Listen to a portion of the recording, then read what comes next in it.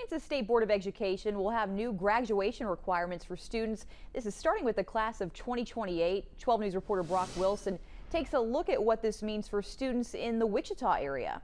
By increasing the graduation requirements, we have put them in a position for hopefully post-secondary success. Kansas State Board of Education member Jim McNeese says some of the big changes include a half credit in financial literacy, an elective in a STEM field, and a half credit in a communications class. Many of the students exceed the requirements that we have, but there are those who do not, and so for the good of all, we raise the requirements.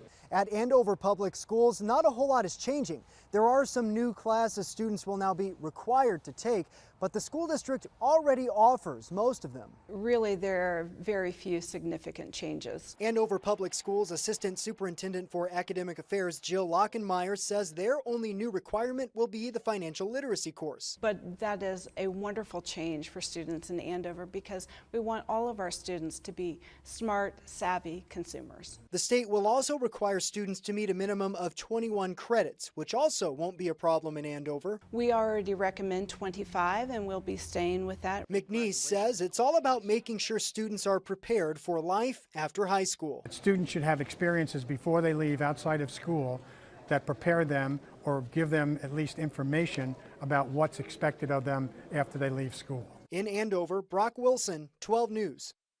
Those changes will start with students beginning high school in 2024 and then graduate in 2028. You can find a link to all of the changes on the KWCH website or our news app.